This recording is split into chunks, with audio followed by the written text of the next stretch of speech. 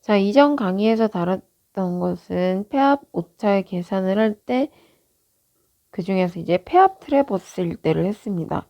그래서 위거 오차와 경거 오차가 없다라는 얘기는 다시 원래대로 돌아와서 시작점에 도착을 했다는 얘기로 폐합 오차도 마찬가지로 0이라고 했었고요. 위거의 합과 경거의 합도 0이 되어야 한다. 그리고 위거의 합은 위거 오차와 같고 경거의 합은 경거 오차와 같다. 여기까지 했습니다. 폐합 트래버스를 살펴봤으면 이번엔 결합 트래버스를 살펴봐야 하는데 결합 트래버스는 계속 똑같아요. 여기 시작점에서 시작해서 측정해 나가고 도착점이 있어요. 시작점과 도착점의 정보를 알고 있다, 모른다? 정보를 알고 있다. 이것을 우리는 다른 말로 기지점이라고 했습니다. 자, 그래서 밑줄 치면 시작점 A와 마지막 점 종료점 B의 좌표를 알고 있기 때문에 시작점의 좌표에서 각 측선의 위거와 경거를 이용하여 마지막 도착점의 좌표를 계산할 수 있다. 즉, 이미 알고 있는 게 있고 그리고 A부터 시작해서 하나씩 해가지고 직접 계산한 게 있어요. 사실 얘네 둘이 원래는 어때야 돼? 같아야 되는데 같지 않으면 뭐가 발생한다? 같게 나와야 하는데 그러나 오차가 발생하게 되면 같지 못하다라는 얘기입니다. 한번 예시를 들어서 먼저 설명을 해보도록 하겠습니다.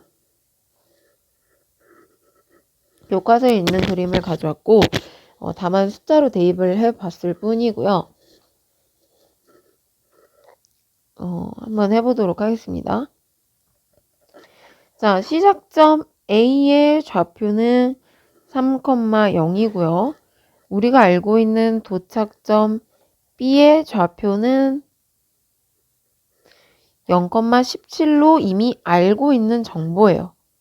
알고 있는 정보인데 A점에서 시작해서 A 3,0에서 시작해서 하나씩 직접 계산을 해 나갔을 때 0,17과 같게 나와야겠죠. 한번 계산을 해보도록 하겠습니다.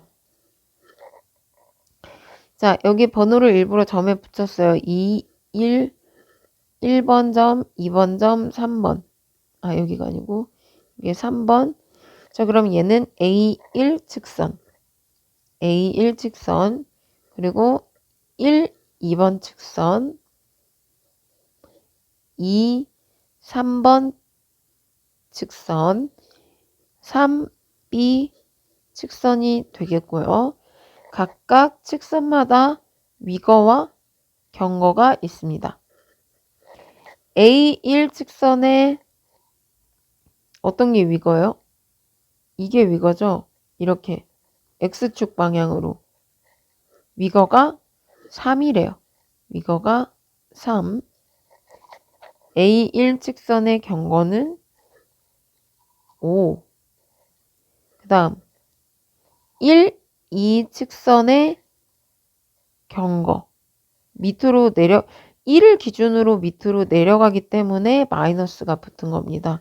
그래서 마이너스 4, 1을 기준으로 경거는 오른쪽으로 플러스 4. 지금 적혀 있는 거 그대로 그냥 따랐을 뿐이에요. 자, 2, 3번 측선의 위거는 2를 기준으로 위로 올라가죠. 3만큼 올라갔대요. 플러스 3. 2, 3 측선의 경거는 오른쪽으로 해서 플러스 5. 마지막 3B 측선의 위거는 밑으로 내려가니까 마이너스 4. 그리고 경거는 플러스 4라고 하네요. 이렇게 측선의 위거와 경거를 구해 보았고요. 이제 하나씩 합해 나가서 합 위거와 합 경거를 구할 수 있는데 이게 한마디로 그 측점의 좌표를 의미하게 됩니다. A의 좌표는 3,0이래요. 그러니까 A의 합 위거 3, B의 합 경거 0이 되고요. 이 1번 측점의 합 위거와 합 경거를 구하면 A에서 1번까지 위거가 3 올라갔고 경거가 5 옆으로 갔죠. 그래서 3에다가 위거 3 더해서 6, 0에서 5 더하면 5. 그 다음 측점 2번의 합 위거는 6과 마이너스 4를 더해서 2, 5와 4를 더해서 9. 그 다음 3의 합 위거는 2와 3을 더해서 5, 9와 5를 더해서 14. 그 다음은 이렇게 더해서 1, 18. 합 위거와 합 경거를 다 구해보니까 합 위거는 1, 합 경거가 18이래요. 그러니까 이렇게 위거끼리 다 더하고 경거끼리 다 더해서 도착했더니 점이 1,18이래. 이건 직접 어떻게 한 거예요? 계산한 거죠. 근데 실제 알고 있는 건 0,17이야. 그러니까 지금 오차가 있어 없어요? 오차가 있는 거죠. 자, 다시.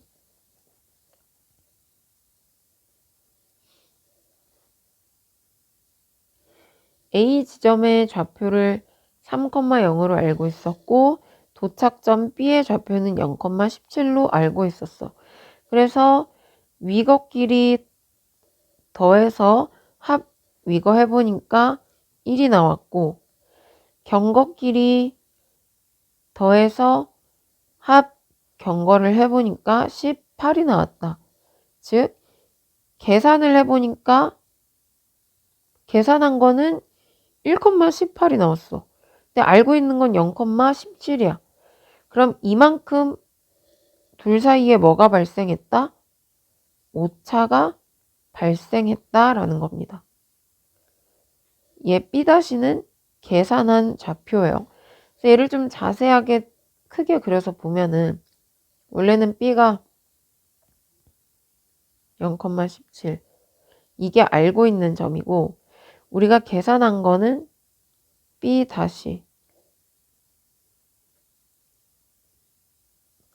그래서 얘네들 사이에 이만큼의 대각선으로 오차가 발생했는데 이것 또한 폐합 오차라고 부릅니다. 원래는 딱 여기에서 만나야 되는데 다른 데에서 만나게 됐죠. 그래서 다치지 못했다고 해서 폐합 오차라고 부르고 x 계산해서 구한 x1과 원래 x0 이 둘의 차이만큼 하면 1이죠. 이게 여기가 바로 x축의 차이, 즉 무슨 오차가 되냐? 위거 오차가 됩니다. 세로 방향이니까. 그리고 B의 y좌표 17과 계산된 y좌표 18 얘네 둘도 1만큼 차이가 나요. 이거는 y축의 좌표 뭐가 돼요? y축의 차이 얘가 경거 오차가 됩니다. 그래서 전체 폐합 오차는 위거 오차 제곱 더하기 경거 오차 제곱 더해서 이렇게 계산할 수 있다고 했죠. 그래서 X축 좌표끼리 차이가 위거 오차, Y축 좌표끼리의 차이가 경거 오차다 라는 말이 교과서에 그대로 나와 있습니다. 이 B점은 원래 알고 있는 점이고요. 여기 원래 알고 있는 점이고 B-는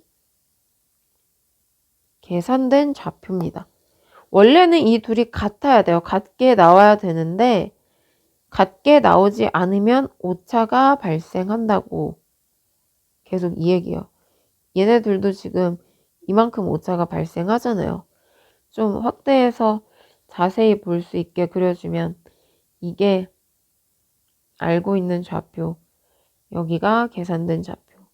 이 둘만큼 오차가 발생을 했고 이 둘 사이에 X축의 차이, X축의 차이가 위가 오차, Y축의 차이가 경거 오차다. X값의 차이가 위가 오차, Y값의 차이가 경거 오차다 라는 말입니다. 결론적으로는 다 똑같아요. 중요한 건 폐합 오차는 위가 오차 제곱 더하기 경거 오차라는 거, 이게 굉장히 중요합니다. 문제를 한번 풀어보도록 할게요. 자, 이렇게 폐합 오차에 대해서 배웠어요. 그러면 폐합 오차가 발생을 하는데 오차가 발생하면서 그래도 얼마나 정확하게 지금 측정이 되었는지 판단하는 기준이 있어요. 얘가 얼마나 정확하게 되었는지. 그게 바로 폐합비입니다. 폐합비는 92페이지 한 장 넘어가서 밑줄 치도록 할게요. 측정한 트래버스의 정확도를 나타내는 것이 바로 폐합비다. 폐합 오차를 계산을 해서 이걸 가지고 폐합비를 계산하는 거예요. 이 폐합비가 나타내는 게 뭐다? 트래버스가 얼마나 정확하게 측정이 되었는지를 의미해요. 그럼 폐합비는 어떻게 구하냐? 폐합비는 밑줄 치겠습니다. 폐합비 또는 결합비는 측선 전체 길이에 대한 오차의 비를 의미한다. 예를 들어서 이 AB, BC, CD, DA 측선 전체를 다 길이를 합해보니까 1000m일 때 이만큼 발생한 폐합 오차가 4m라고 칠게요. 그럼 이게 전체 측선 길이고 이 폐합 트래버스에서 전체 4개 측선의 길이, 측선 길이가 1000m고 그때 측정을 해서 보니까 발생한 이 폐합 오차가 4m다. 이때 폐합비는 얼마이냐? 이런 식으로 물어봅니다. 폐합비는 전체 측선의 길이에 대한 오차의 비례요. 전체 측선의 길이에 대한, 한 장 넘어가면 여기 나와 있습니다. 전체 측선의 길이에 대한 폐합 오차의 비다. 전체 측선의 길이에 대한 전체 측선 길이에 대한 폐합 오차의 비율로 나타낸다.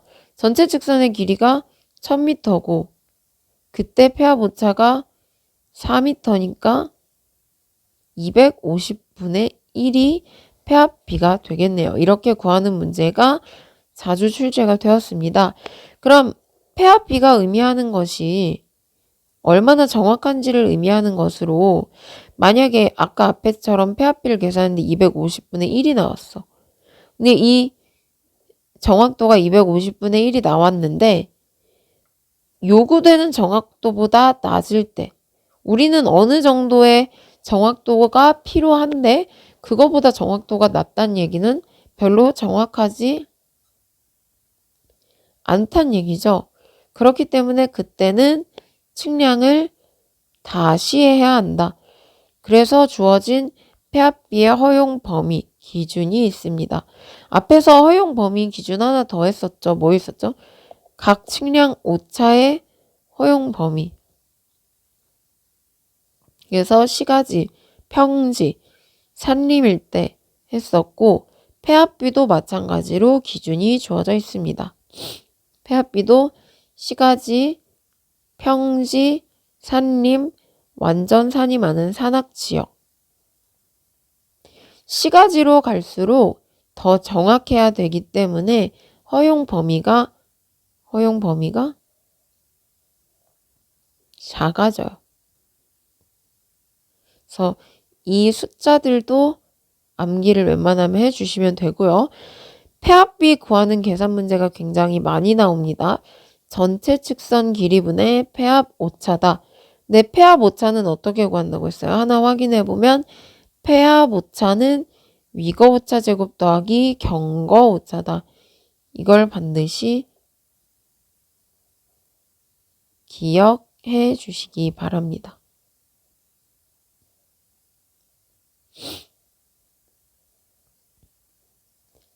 자, 그럼 여러 개의 계산 문제를 한번 풀어보고 마치도록 하겠습니다.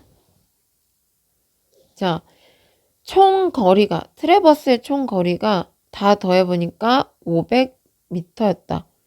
전체 측선 길이가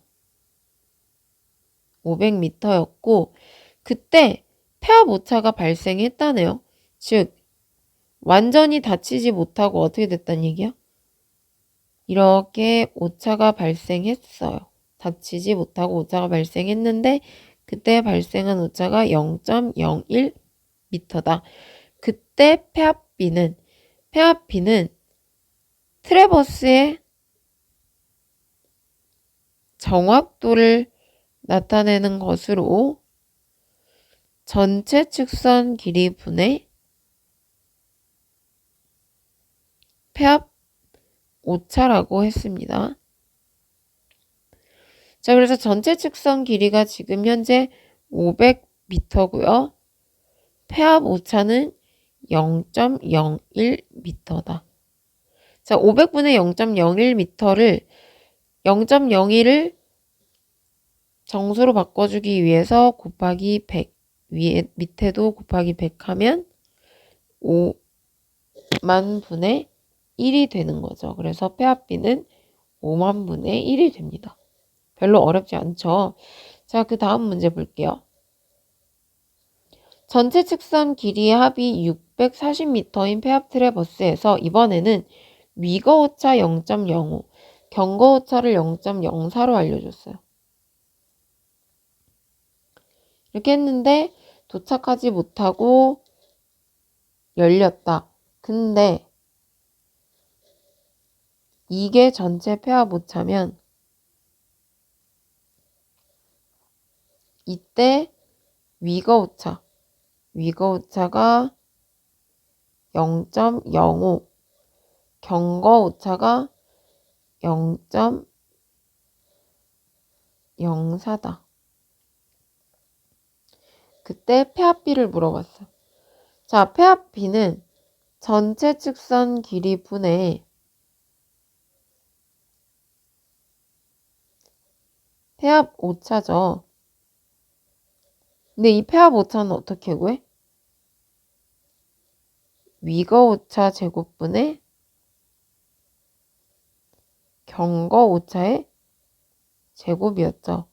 근데 위거 오차가 0.05의 제곱이고 경거 오차가 0.04 제곱해서 전체 측선 길이 640m 분의 폐합 오차는 이걸 그대로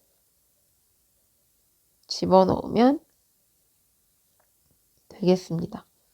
얘는 계산기를 써야 되기 때문에 계산해보면 대략적으로 9995분의 1이어서 만분의 1이 폐합비가 되는 것이죠. 자, 70번 같은 문제도 나올 수가 있습니다. 한번 볼게요. 폐합 트래버스의 위거 오차가 0.1, 경거 오차 0.2일 때 총 거리가 1500m다. 근데 허용하는 폐합비는 1대 5000, 즉 5000분의 1까지만 허용을 해준대요. 자, 그러면 현재 폐합비를 먼저 구해야겠죠. 폐합비는 전체 측선 길이 분의 폐합 오차고, 폐합 오차는 어떻게 구해요? 폐합 오차는 위거 오차의 제곱 더하기 경거 오차의 제곱이 바로 폐합 오차다. 계산을 해보면 전체 직선의 길이가 1500m 분의 폐합 오차는 위거 오차의 제곱 더하기 경거 오차의 제곱 해서 얘 계산해보면 계산기 쓰셔야 돼요. 이거는 대략 6708분의 1이래요. 6708분의 1. 6708분의 1이 나왔어. 폐합비가. 폐합비가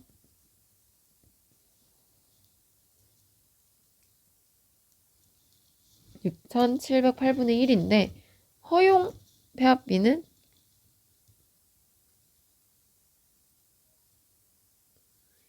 5000분의 1이다. 그럼 둘 중에 지금 얘가 허용 범위인지 아닌지를 파악을 해야 돼요.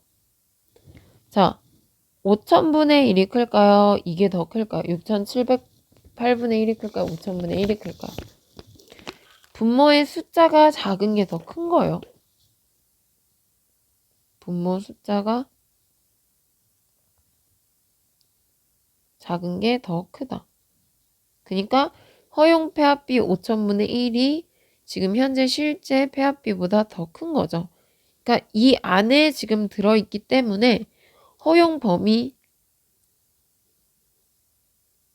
내에 있다는 얘기야. 허용 범위 안에 있다는 얘기예요. 그럼 어떻게 하면 돼요? 허용 범위 안에 있으면 재측할 필요 없고 그냥 조정해서 사용해주면 됩니다. 아시겠죠? 자, 앞에 보이는 문제까지만 풀고 마치도록 하겠습니다. 앞에 보이는 문제는 2019년 실제 기출이고요. 전체 직선의 길이가 1000m인 폐합 트래버스 측량에서 이렇게 했더니 전체 직선이 1000m인데 위거 오차가 0.04 시작점과 도착점 사이에 위거 오차가 0.04 경거 오차가 0.03이다. 그때 폐합비. 자, 위거 오차가 0.04고 경거 오차가 0.03이면 폐합 오차는 어떻게 돼요? 폐합 오차는 위거 오차의 제곱 더하기 경거 오차의 제곱 해서 0.05가 폐합 오차입니다. 내 폐합비는 어떻게 구해요? 전체 직선 길이 분의 폐합 오차죠. 전체 직선의 길이가 1000m 분의 폐합 오차 0.05다. 위에 분자를 곱하기 100 하면 5 10만이 되겠고 얘를 5로 다시 나눠주면 2만분의 1이 되겠네요. 이렇게 폐합비를 구하실 수가 있습니다.